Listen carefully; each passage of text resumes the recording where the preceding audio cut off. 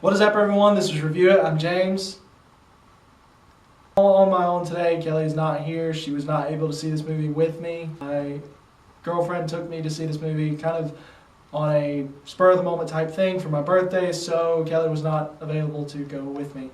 But hey, you're gonna get me, so if you don't like it, go away.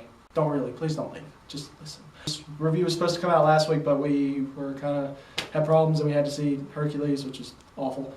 So now I'm going to give you the review for The Lone Survivor. The movie is based on the book of the same name about a true story of a very tragic event of an operation that went completely wrong. I gotta say, this is probably the best movie I've seen this year so far. I know that's not saying a lot since it's January, but I really enjoyed this movie and I feel like it's going to be easy to come up with my best of the year when it comes down to it.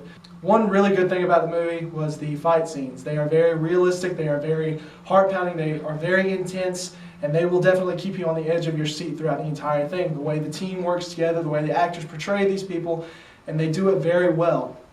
Most of the movie is a big firefight, and it really, really, really gets your heart pounding. It keeps you on the edge of your seat. Another great thing about this movie is the acting.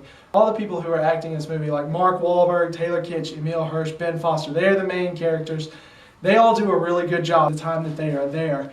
I really enjoyed Taylor Kitsch, and I never thought I'd say that. He's been in Battleship and John Carter, and he's never been a very good actor, but he definitely does a really good job in this movie. Especially Mark Wahlberg. Mark Wahlberg does a great job in this movie. He's kind of an off and on actor for me. I've seen him in bad movies, but I've seen him in really good ones. But I really enjoyed this movie. He did a great job. So did Ben Foster. Everybody did a really good job acting-wise. Another thing about this movie, since it's based on a true story, it is very emotional. There are a lot of very intense scenes that will probably bring some tears if you are very sensitive or if this kind of subject really gets to you.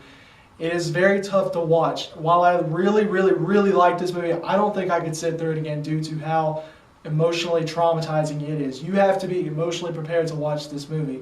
It is not one that you can just casually watch, but the emotional things in this movie help to make it all the more better. It helps you to really understand the story of what happened to these guys and why it's so tragic, and it really helps you respect men and women who serve our country even more. Even though I really, really, really like this movie, there is one minor flaw that I have to give it, and it doesn't necessarily detract too much from the overall enjoyment of the film. And that is that there's not a whole lot of development for these characters before the stuff hits the fan. You only have a couple scenes where these guys are all together talking and learning about each other before they are thrust into this crazy situation and we're supposed to care about them. So due to this lack of a lot of character development, one or two of the characters, when they die, it is not as emotional as it could have been. Not saying it's not emotional, but it's not as upsetting as it could have been, because of these very limited number of character development scenes. And I kind of wish there had been more, but I'm not saying that this hurts the movie in any way other than just kind of a little thing that I wasn't too crazy about. Alright, so all in all, I loved this movie. I thought it was a great movie. I'm very happy that it came out in January because this, along with Jack Ryan, which that other review will be up soon, this movie really kind of makes me feel a little better about January. Even though we haven't had any good movies other than these two, this is one of the good movies, and it's probably going to be high up on my list throughout this year, unless something comes along to topple it.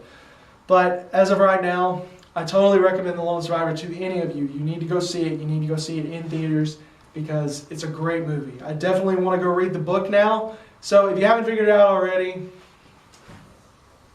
full price. This is the first full price of the year.